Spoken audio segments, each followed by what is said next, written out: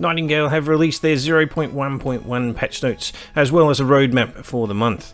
And there is a ridiculous amount of stuff here in the patch notes. They just go on and on and on and on. So I'm going to leave a link down in the description rather than actually going through every single one of these.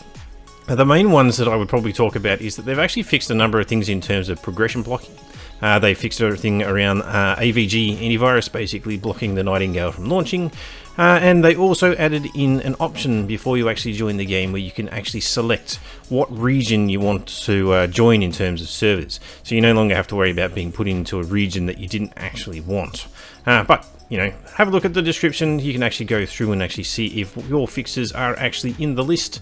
Otherwise, we can have a look at the roadmap and the message from the CEO. In terms of the message, it was basically that they were happy with a lot of the elements of their launch, while they were dissatisfied with others, specifically the network issues and confusing or missing features of the core systems like crafting and combat. And I can attest to some of the confusing features. If you watched a couple of my previous videos, there's a number of things in terms of the UI and the interface, and they just don't make a lot of sense and could do with a little bit of tweaking. But in terms of the roadmap, the short term, they're going to look at reducing connection issues, skipping the tutorial, additional gameplay balances, fixing the ingot crafting exploits, improving the farming loop, and of course, auto storage stacking.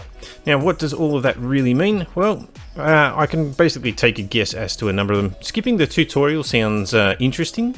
It's obviously, yeah, if you were to restart your character, you wouldn't necessarily want to do the tutorial all over again, and I found the tutorial a little bit worthless, as it didn't really introduce too many game concepts. And so obviously if you're just going to learn on the fly, you might as well jump straight into the game.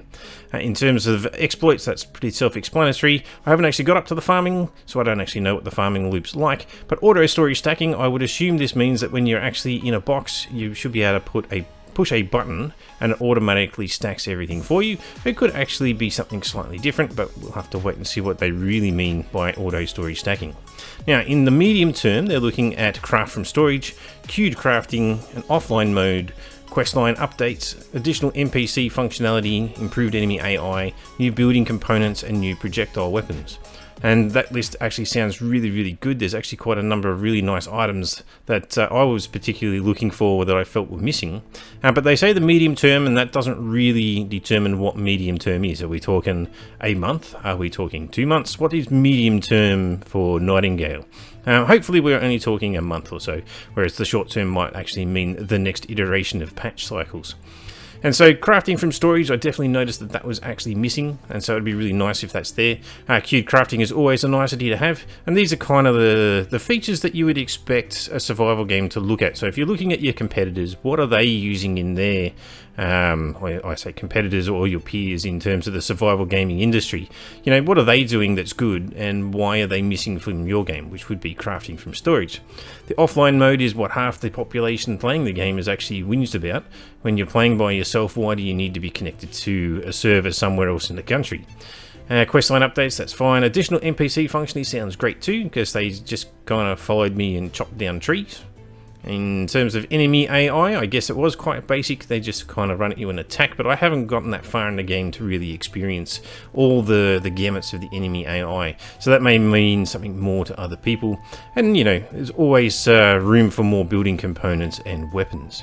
In terms of the building components, we're currently stuck with square buildings, and so to have triangle piece and potentially curved pieces would be wonderful, as well as obviously expanded item sets within each one with different looks and feels.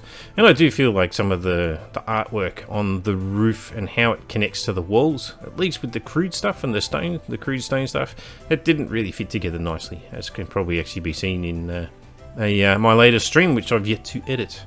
Anyway, this is, I guess, a quick rundown of what news has actually come out for Nightingale. I'll be keeping an eye out for the development as it comes out, as well as actually running my own playthrough and chopping them up into nice, neat little videos. Anyway, thanks for listening in, and I'll catch you in the next one.